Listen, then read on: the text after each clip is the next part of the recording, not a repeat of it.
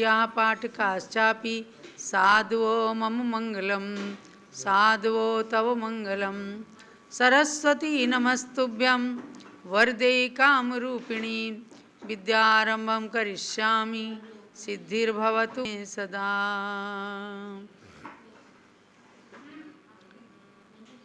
भव्यात्माओं, प्रारंभ होता है मध्याह्नकालीन सत्र और 16 दिवसीय शारदा पक्ष के उपलक्ष्य में सबसे पहले माता सरस्वती की आराधना आप सभी कर रहे हैं।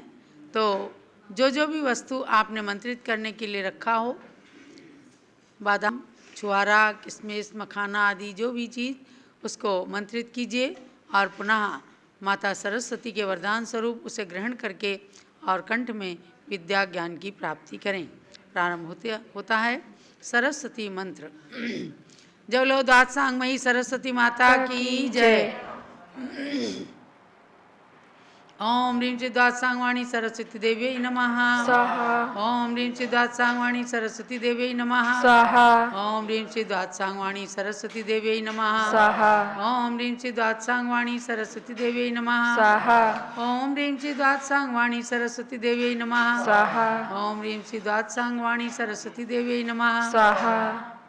ओम ह्रीं चिद्वात्सांगवाणी सरस्वती देव्यै नमः। ओम ह्रीं चिद्वात्सांगवाणी सरस्वती देव्यै नमः। चिद्वात्सांगवाणी सरस्वती देव्यै नमः। ओम ह्रीं चिद्वात्सांगवाणी सरस्वती देव्यै नमः। ओम ह्रीं चिद्वात्सांगवाणी सरस्वती देव्यै नमः। ओम ह्रीं चिद्वात्सांगवाणी सरस्वती देव्यै नमः। ओम ह्रीं चिद्वात्सांगवाणी सरस्वती देव्यै नमः। ओम ह्रीं चिद्वात्सांगवाणी सरस्वती देव्यै नमः। ओम ह्रीं चिद्वात्सांगवाणी सरस्वती देव्यै नमः। ओम ह्रीं चिद्वात्सांगवाणी सरस्वती देव्यै नमः। ओम ह्रीं चिद्वात्सांगवाणी सरस्वती देव्यै नमः। ओम ह्रीं चिद्वात्सांगवाणी सरस्वती देव्यै नमः। ओम ह्रीं चिद्वात्सांगवाणी सरस्वती देव्यै नमः। ओम ह्रीं चिद्वात्सांगवाणी सरस्वती देव्यै नमः। ओम ह्रीं चिद्वात्सांगवाणी सरस्वती देव्यै नमः। ओम ह्रीं चिद्वात्सांगवाणी सरस्वती देव्यै नमः। ओम ह्रीं चिद्वात्सांगवाणी सरस्वती देव्यै नमः। ओम ह्रीं चिद्वात्सांगवाणी सरस्वती देव्यै नमः। ओम ह्रीं चिद्वात्सांगवाणी सरस्वती देव्यै नमः। ओम ह्रीं चिद्वात्सांगवाणी सरस्वती देव्यै नमः। ओम ह्रीं चिद्वात्सांगवाणी सरस्वती देव्यै नमः। ओम ह्रीं चिद्वात्सांगवाणी सरस्वती देव्यै नमः। ओम ह्रीं चिद्वात्सांगवाणी सरस्वती देव्यै नमः। ओम ह्रीं चिद्वात्सांगवाणी सरस्वती देव्यै नमः। ओम ह्रीं चिद्वात्सांगवाणी सरस्वती देव्यै नमः।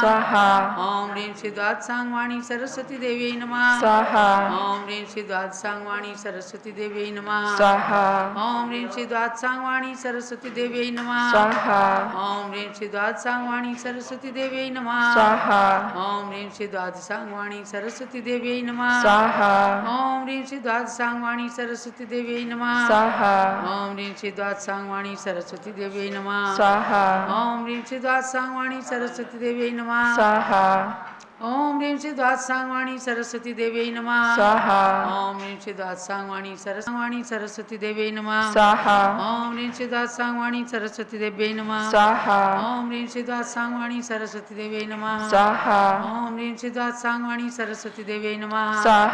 ओम ह्रीं चिद्वात्सांगवाणी सरस्वती देव्यै नमः। ओम ह्रीं चिद्वात्सांगवाणी सरस्वती देव्यै नमः। ओम ह्रीं चिद्वात्सांगवाणी सरस्वती देव्यै नमः। ओम ह्रीं चिद्वात्सांगवाणी सरस्वती देव्यै नमः। ओम ह्रीं चिद्वात्सांगवाणी सरस्वती देव्यै नमः। ओम ह्रीं चिद्वात्सांगवाणी सरस्वती देव्यै नमः। ओम ह्रीं चिद्वात्सांगवाणी सरस्वती देव्यै नमः। ओम ह्रीं चिद्वात्सांगवाणी सरस्वती देव्यै नमः। ओम ह्रीं चिद्वात्सांगवाणी सरस्वती देव्यै नमः। ओम ह्रीं चिद्वात्सांगवाणी सरस्वती देव्यै नमः। ओम ह्रीं चिद्वात्सांगवाणी सरस्वती देव्यै नमः। ओम ह्रीं चिद्वात्सांगवाणी सरस्वती देव्यै नमः। ओम ह्रीं चिद्वात्सांगवाणी सरस्वती देव्यै नमः।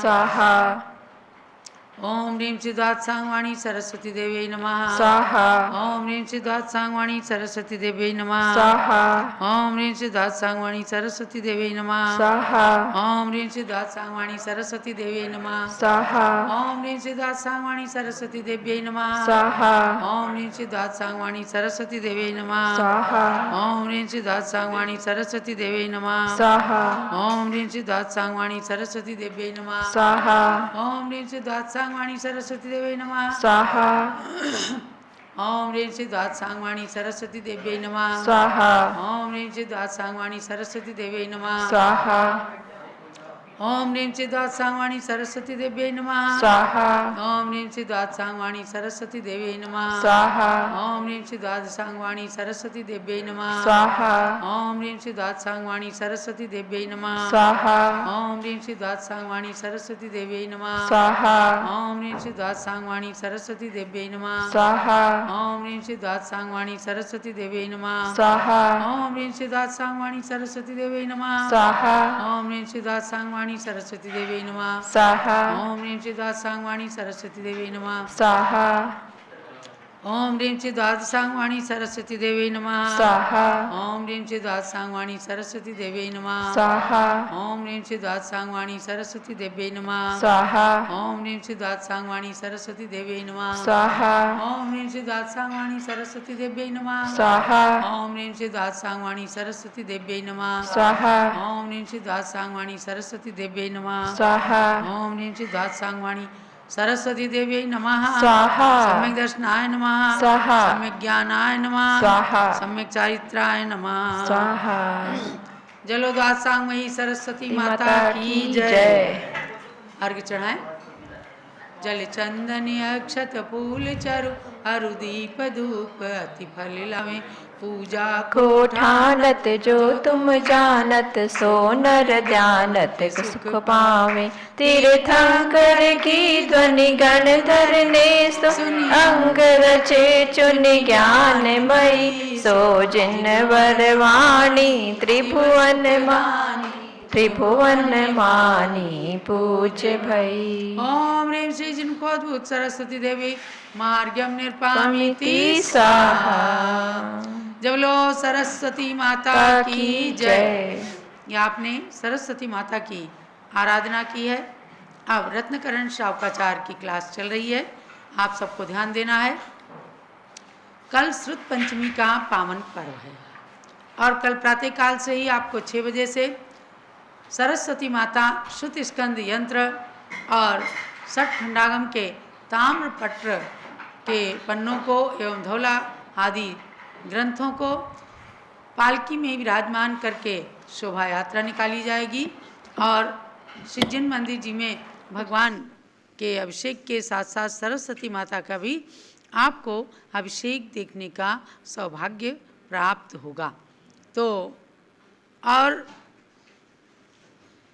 पीठाधीश स्वस्ति श्री रविंद्र कीर्ति स्वामी जी का जन्म दिवस भी है, तो श्रुताराधक ऐसे पीठाधीश जी का आप सब जन्म दिवस भी कार्यक्रम मनाएंगे, देखेंगे, विश करेंगे और उनके दीर्घ स्वस्थ मंगलमयी जीवन की कामना सब लोग करेंगे। दिन में भी 3:30 बजे से विशेष रूप से शुद्ध की आराधना के लिए कल शुद्ध पंचमी पर्व के दिन आयोजन रहेगा, इसलिए कल रत्नकरण शावकाचार्य की क्लास न चल करके और शुद्ध पंचमी के पर्व का ही कार्यक्रम विशेष रूप से आपको देखना है ताकि ज्ञान की वृद्धि हो और शुद्ध की आराधना हो। तो ये सब आपको आयोजन करना है, भाग लेना है। रत्नकरण शावकाचार्य की ओर ले चलती हूँ। नमः श्री वर्धमानाय निर्दूत कलिलात्मने सालोकानां त्रिलोकानां यद विद्या दर्पणायते।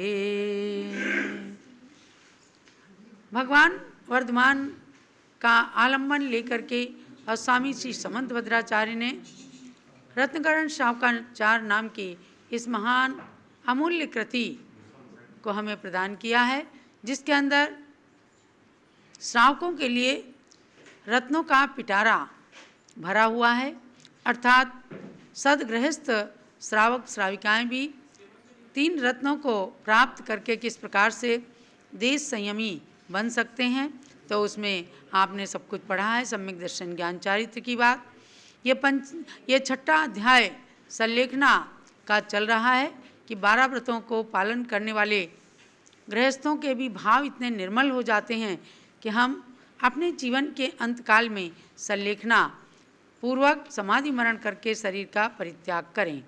तो अब सीधे सीधे हम आते हैं 132 नंबर के श्लोक में, यानी संलेखना धारण करने वाले नियम से 2-4 भवों के अंदर मोक्ष को प्राप्त कर लेते हैं। और उस मोक्ष सुख का वर्णन किया गया, मोक्ष का लक्षण बताया गया कि जहाँ पर जन्म जरा मरण व्याधि शोक दुख आदि समस्त कष्ट नष्ट हो जाते हैं और 3 लोक के गुरु बन करके जहाँ सिद्धालय में जो विराजमान हो जाते हैं उन्हें मुक्त जीव कहते हैं और वही मोक्ष कहलाता है। अब आगे चलते हैं, मुक्त जीवों का वर्णन करते हैं। विद्या दर्शन शक्ति, विद्या दर्शन शक्ति, स्वास्थ्य प्रह्लाद तृप्ति शुद्धि युजः, स्वास्थ्य प्रह्लाद तृप्ति शुद्धि युजः, निरतिशया निरवधयो, निरतिशया निरवधयो, निःश्रेयसमावसन्ति सुखम्, निःश्रेयसमावसन्ति सुखम्। वे अनंत दर्शन ज्ञान वीर सुख रूप चतुष्टय पाते हैं, परिपूर्ण स्वास्थ्य आह्लाद तृप्ति परिपूर्ण शुद्धि पा जाते हैं।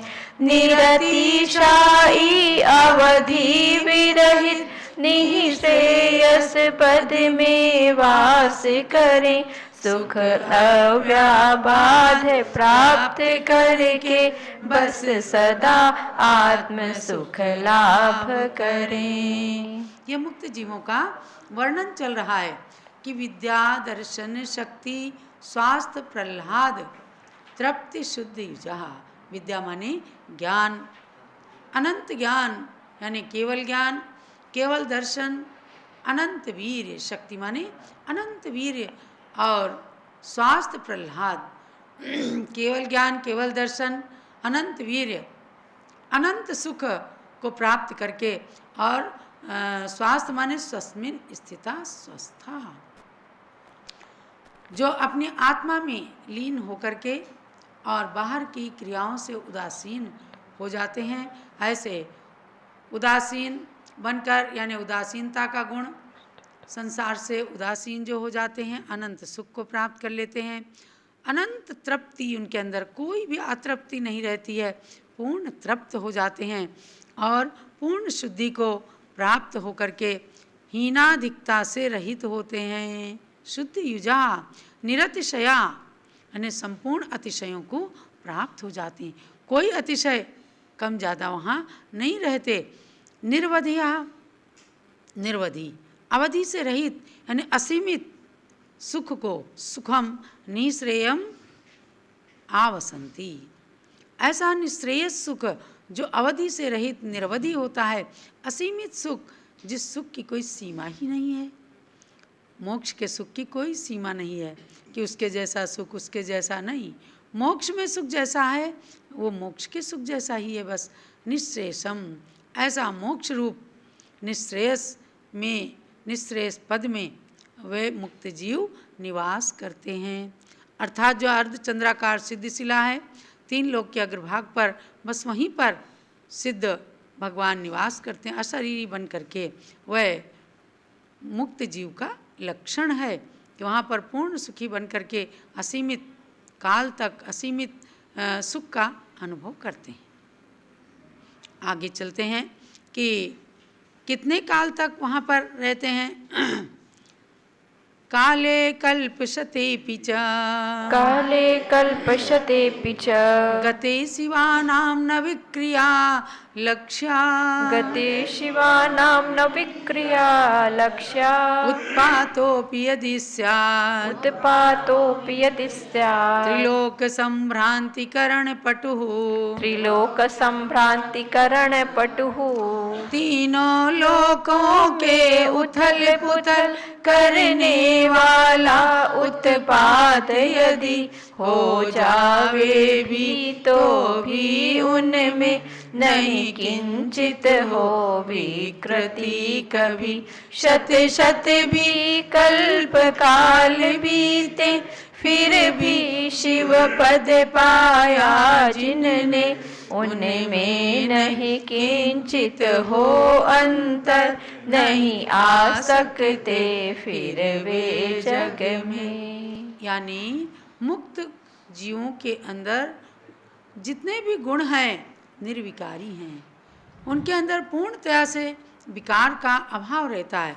कैसा विकार कि कल्प शते, सैकड़ों कल्प काल के भी बीत जाने पर, कल्प शते काले गते अपि, सैकड़ों कल्प काल के भी बीत जाने पर, एक कल्प काल कितने का होता है? 20 कोड़ा कोड़ी सागर का एक कल्प काल होता है।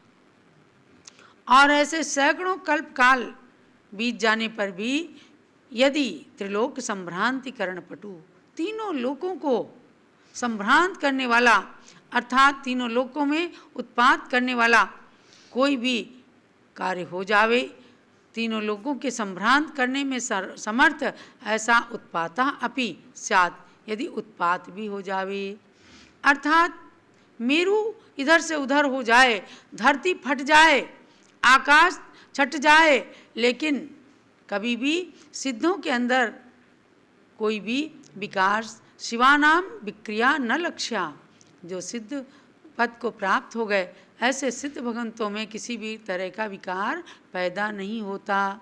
यानी कि उत्पात में वे नष्ट हो जाएं या फिर से संसार में आ जाएं, ऐसा कभी भी नहीं हो सकता।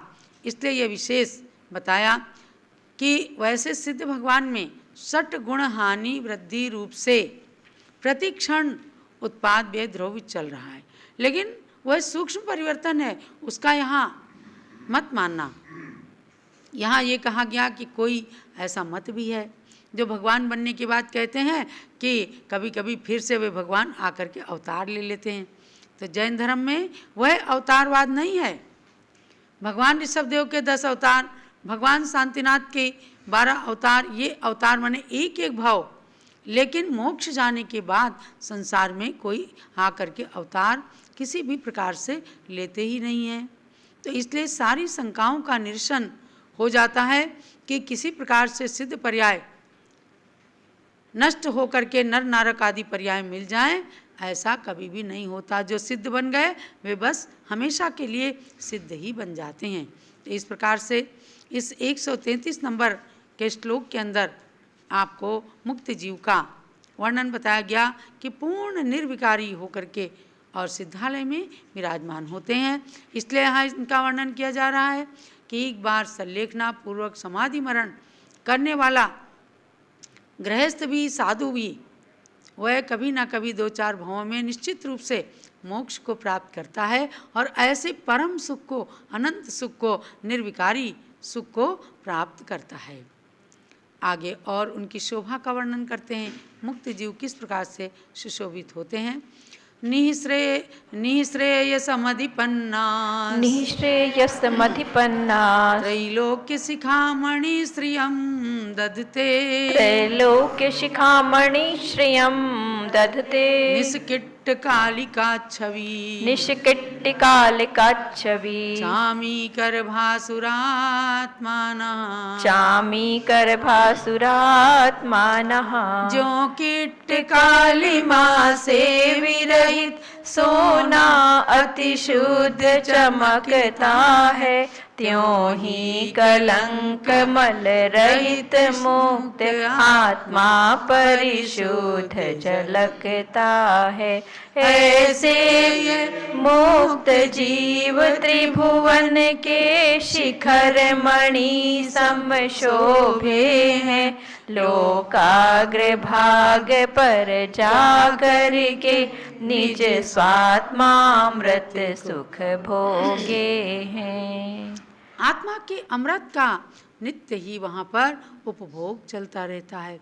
वह आत्मा से, आत्मा के अंदर ही आत्मा का ही अमृत, शुद्धात्मा के सुख रूपी अमृत में वे सिद्ध परमात्मा इतने निमग्न रहते हैं कि उनकी शोभा का वर्णन कोई कर नहीं सकता। उसका उदाहरण दिया निष्किट्ट कालिका छवि। जैसे संपूर्ण किट्ट कालिमा से रहित होकर के शुद्ध सोना एकदम चामीकर माने सोना चमकने लगता है, एकदम शुद्ध चमकने लगता है। और जब तक उसमें कालिमा रहती है तब तक सोना पूर्ण शुद्ध नहीं कहा जाता।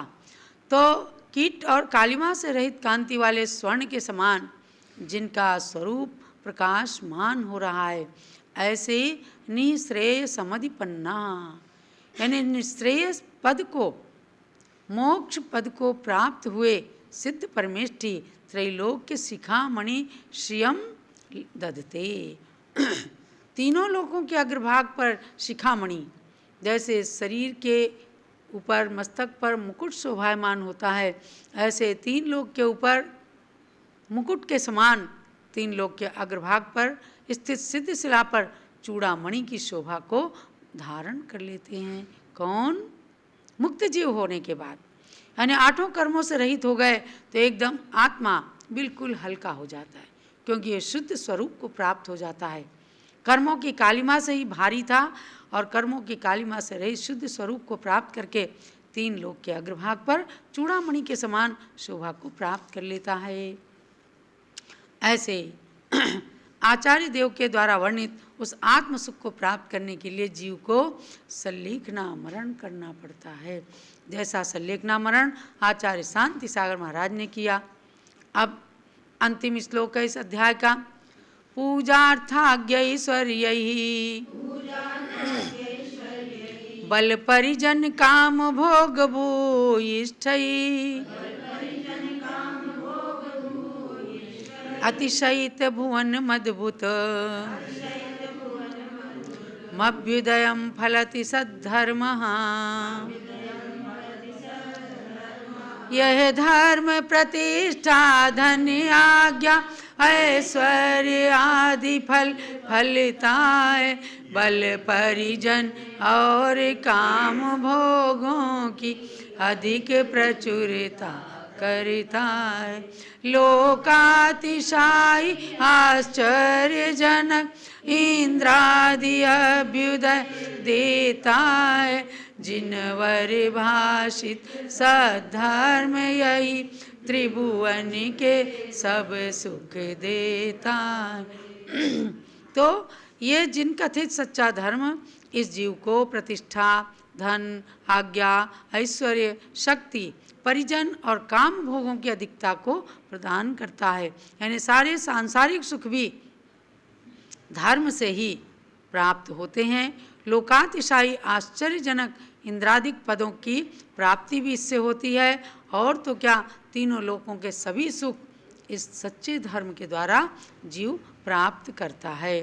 तो आज के स्वाध्याय का यही सार समझना कि इस छठे अध्याय में आचार्य देव ने सल्लेखना का बहुत ही सुंदर वर्णन करके हम सबको संबोधित किया है कि हे भव्यात्मन, यदि तो तीनों लोकों में सबसे उत्तम सुख, निर्वाण सुख, निश्रेयस सुख, मोक्ष सुख और अवधि रहित असीमित सुख प्राप्त करना है तो धर्म का आश्रय लीजिए। सल्लेखना धारण करके और अपने शरीर से निर्मम होकर के कर्मों से रहित होकर शुद्ध आत्मा में रम जाइए और वह शुद्धात्मा सिद्धालय में विराजमान हो जाएगा तो हम सबको भी अनंत सिद्धों के समान अनंत सुख की प्राप्ति हो जाएगी। जलोदास सांगमयी जिनवाणी माता की जय। जावाणी के ज्ञान ते सूझे लोकालोक, सोवाणी मस्तक चढ़ो सदा देता। हे जिनवाणी भारती तोई जपो दिन रैन, जो तेरी शरणा गए सो पावे सुख चैन। ज्ञानमती को नित नमो, ज्ञान कली खिल जाए। ज्ञान ज्योति की चमक में जीवन मम मिल जाए। जलोदास सांगमयी जिनवाणी माता की, जिनवाणी की प्रतिमूर्ति गणी ज्ञानमती माता जी की जय।